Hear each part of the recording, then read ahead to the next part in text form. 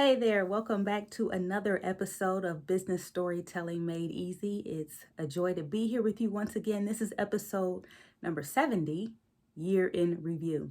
I was thinking about it being the end of 2022 and this actually being our last episode of the year. And you know the drill. At the end of every year, we're all talking about what great people we're going to be next year and maybe even our resolutions. I don't know if people are still using terminology like that, but it's certainly a time of year where we're being very reflective and thinking about how we want things to look for the next year. So I thought it might be cool to just have an episode where I share some of my tips and lessons that I feel like I've learned over 2022. And maybe some of these will resonate with you as well. Ira Glass says, great stories happen to those who can tell them. And I would add to that and say that I believe great stories happen to those who are paying attention. And I think that every day you and I are living a story. And if we're paying attention, we realize that for the most part, like humanity has much more in common than we have differences. And a lot of the things that you're going through, the feelings that you're having, the lessons that you're learning, if we're able to pull out specifics and lessons and themes, we can use those things to create stories that resonate with other people. Because what's personal is also universal.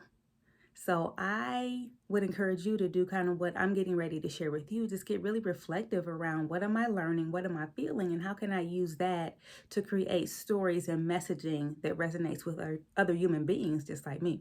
So I've got 5 things. You probably might have more if you sit down and really give it a think. But let's get into it. So I would say the first lesson that I feel like I learned for sure this year and really over the course of my life is the power of your network and building authentic relationships.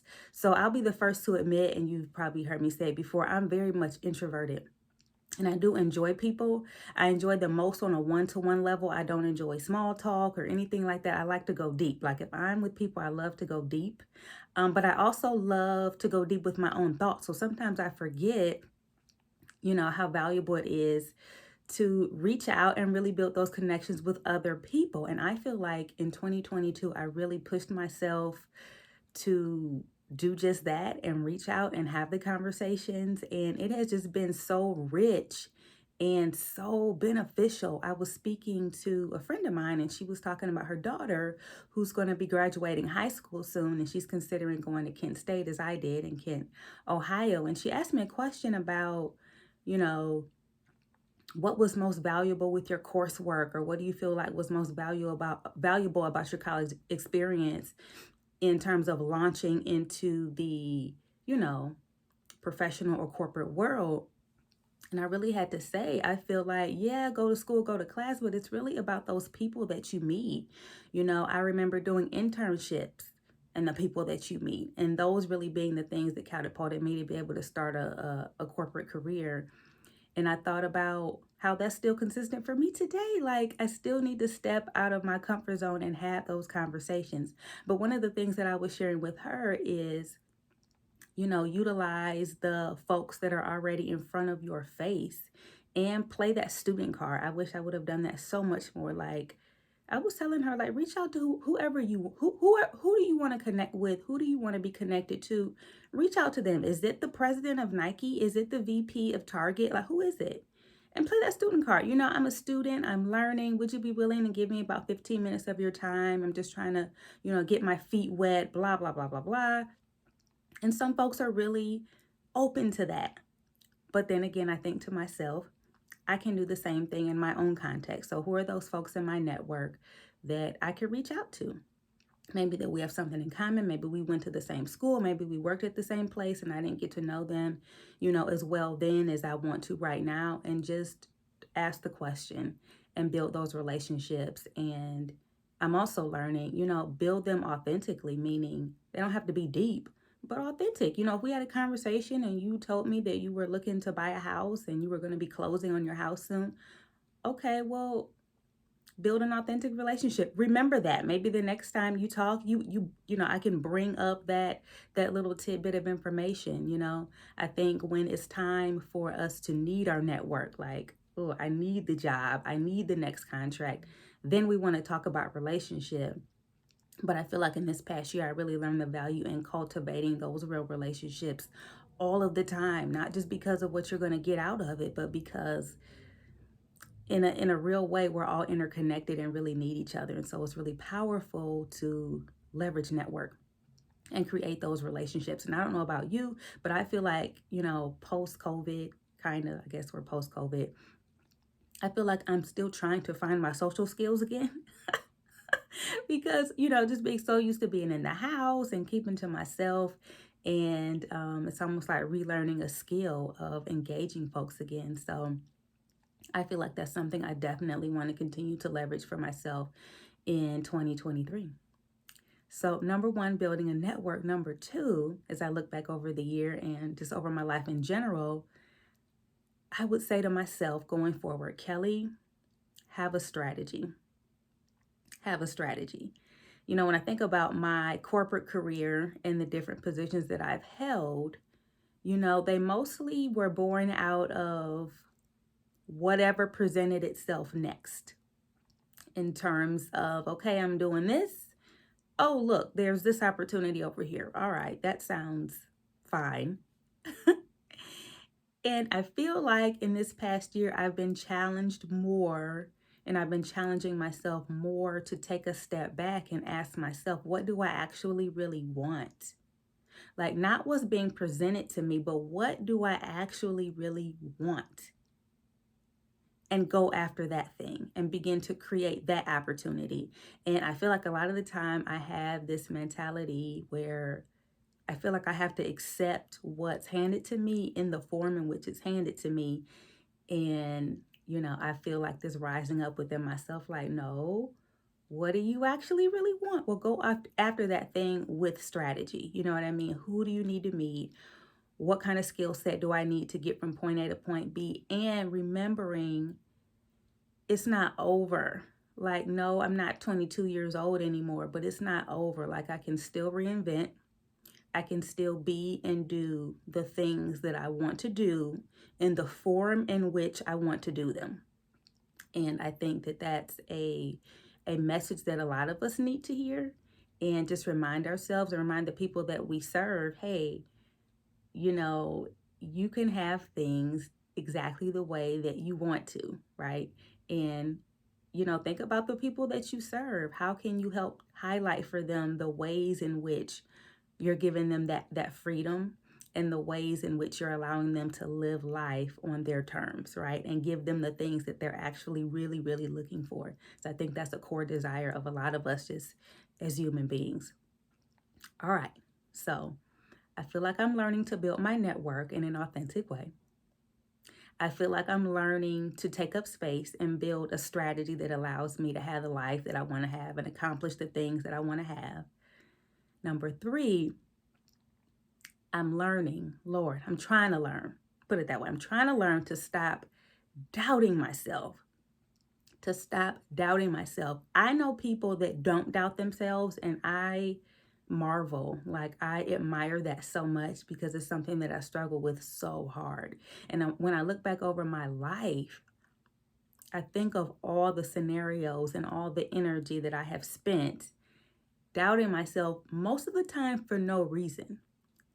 Because the data tells me not to doubt myself. The data tells me, well, the last time you were up against a situation like this, you did well, you did fantastic.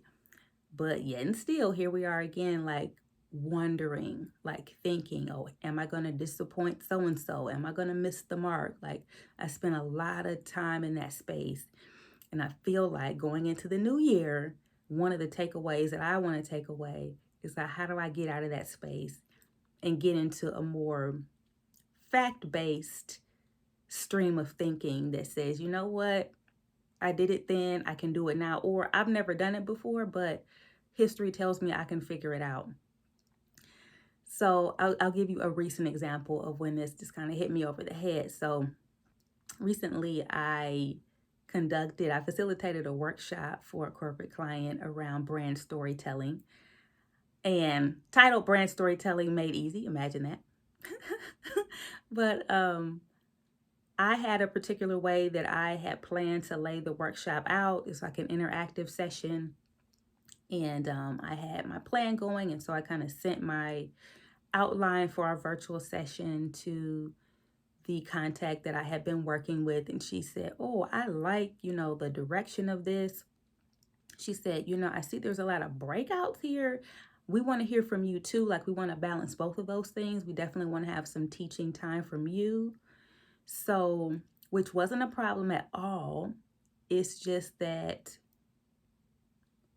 the workshop was the next day. And based on that comment alone, I kind of had to start over. Like, I had to shift gears in a major way. And it's not that I didn't know what I wanted to say or how I wanted to utilize the time.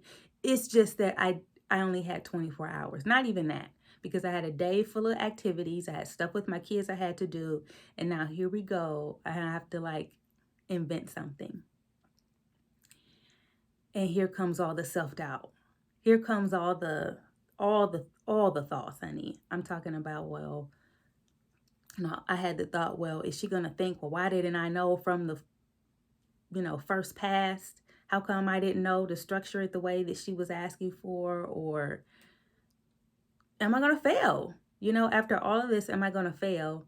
And we all know you have moments in life like you can't fail. Like, that's not an option. Like, you can't do anything but succeed in this moment. And this was certainly one of those moments. So it's like 6:30 in the evening, and I'm alternating between, just working on the presentation and freaking out. And I'm going back and forth, working on the presentation, freaking out, working on it, freaking out. I'm like texting my friends, like, y'all, pray. I need you to pray. I need help. I need divine help right now to figure this out. And I stayed up. I think I stayed up till like 1:30. And I got back up at 4:30 and I kept going.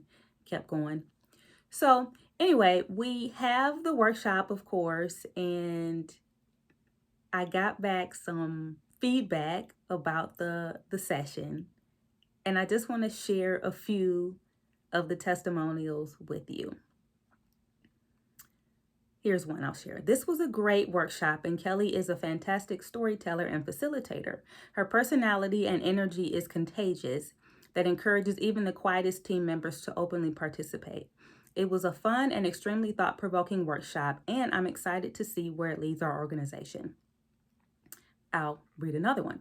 Kelly is a dynamic speaker and facilitator and kept our large group engaged with her quick pulse check-ins, warm and friendly tone, and valuable content. I look forward to putting all that I've learned into practice. I highly recommend Kelly. I'll read this last one. What a great workshop. Kelly really guides everyone and provides just the right amount of information to help attendees collaborate and keep the conversation going. I learned so much and had fun as well. Best workshop I've attended professionally. Highly recommend. So when I read these, I had to sit with it. Do you know what I mean? Like, I had to take it all in, because I thought back to the process. I thought back to all the freaking out that I was doing. And I had to sit with the thought that, Kelly, if you would just show up and be you, you can have impact in just doing that. If you would figure out how to devote all of your energy to believing in what you bring to the table, look what happens.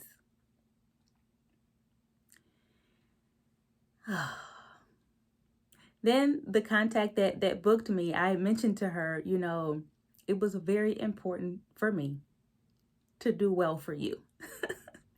And she said something to me that really stuck with me. She said, I never doubted you. And I thought to myself, if she never doubted me, why in the world do I spend so much time doubting myself? And what would I be able to accomplish? Like, what next level would I be on if I could figure out how to channel all of my passion and all of the things that I'm able to do without doubting? Like, how much faster, how much more ground could I cover if I could figure out how to stop doubting myself? And certainly there's always areas to improve, but I want to get out of that category of gravitating toward this doubt all of the time. And so I'm definitely taking that as a lesson with me into the new year and trying to sit in these facts. The facts of, okay, if you show up, this is going to be the outcome. You've proven that over and over again. And so I'd say for you in your life and in your career and those that you serve, how is self-doubt holding you back? Or think about people that you want to connect with, communicate with. They might be struggling with some sort of doubt, of self-doubt, of some insecurity. How can you impart to them confidence? Because that's what a lot of us are looking for. So I'm looking for 2023 to be the year that I stop doubting myself. And if that's a thing for you, I hope that you'll find the same. Lesson number 4 that I'm taking into the new year, and is just kind of a reflection point for me in 2022, is I want to narrate more. I want to be the narrator more. When I think about a story, my own life, I think of myself as the main character. But when you read a story and there's a narrator, they kind of bring together all the themes. They might give you a little bit of background information. They help you read between the lines. They kind of step back a little bit and give you more of a bird's eye view of what's going on. And when I think about my own life, I want to be able to do more of that. I want to be able to reflect more, look for themes more, and almost be that voice of reason in my own life. If you caught episode 69 with Kevin James, he was talking about stopping to remember and stopping to reflect. And I want to take that as a lesson into the new year. If you're type A like me, you're always looking for the next thing. Like, okay, I did that. What's the next thing? What's the next thing? But there's so much value in stepping back and really summarizing and narrating and reflecting and looking for those themes and what's already happened, and really having a handle of the big picture of your own life. Like, are you an observer of your own life to really understand what lessons are really popping out for you? Finally, my last year in review reflection that I'm taking into the new year is take the risk. Take the risk. I started new stuff this year, things that I had never done, and it's been uncomfortable. I've just been sitting in the space of understanding how scary and uncomfortable it can be to start a new thing, but also rewarding. I read something the other day talking about, you should seek to be rejected at least once a day so that after a while you'll become desensitized to it and it won't matter to you anymore. And I'm not there yet, but I thought that was a really interesting concept in terms of being really comfortable taking that risk. So as you think about your own life, or those that you want to communicate with, you want people to resonate with your messaging, do they feel that it's risky to work with you? How can you help to mitigate that feeling that it's risky? How can you do that? Or how can you kind of identify with people that are feeling like this is risky? I'm feeling nervous. I'm feeling anxious. How do you sit with them in that and help them in those times? The people that we lead, the people that we want to market to, are they feeling anxious? Are they feeling uneasy about the level of risk and uncertainty in their life? That's something that I think a lot of us humans deal with on one area of the spectrum or another. So as I'm going into 2023, I'm looking back when I think what the story of my life has told me in 2022. I think it's telling me 5 things. I think it's telling me to continue to network. I think it's telling me to build a strategy and work the strategy. It's telling me to stop doubting myself, to narrate more, and take the risk. And so I hope that you'll take a little bit from these personal lessons of my life that might help affect your life and the work that you do and the work that you hope to do. I will catch you next time in the new year on Business Storytelling Made Easy. See you next time.